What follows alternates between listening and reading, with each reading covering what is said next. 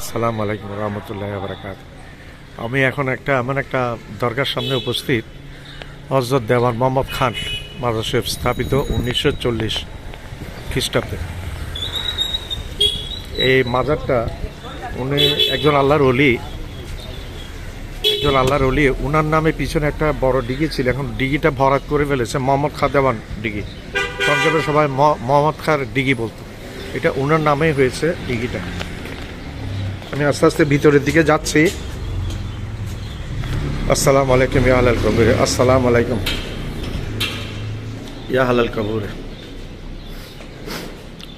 ভিডিওটা খুবই সংক্ষিপ্ত একটা ভিডিও হবে। ভিডিওটা আমি লম্বা করতে চাচ্ছি না। আসসালামু আলাইকুম ইয়া আহলাল কবর। আমি একটু ঘুরিয়ে দেখাচ্ছি।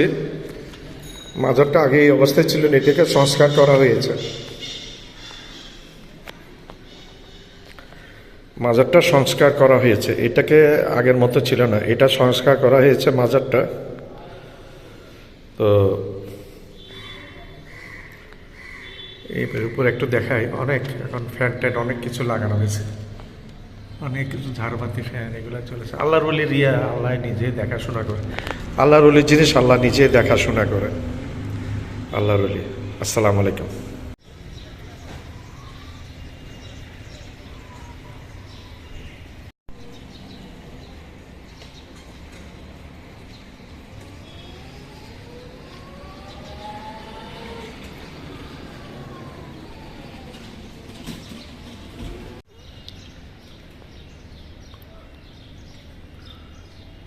আসসালামু আলাইকুম। আমার ভিডিওটা আপনার লাইক করবেন, শেয়ার করবেন, সাবস্ক্রাইব করবেন।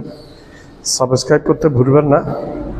সাবস্ক্রাইব করলে হবে যে কি, আমি উত্তর নতুন ভিডিও আপনাদের সামনে নিয়ে হাজির হতে পারবো এবং অনুপ্রাণিত হব।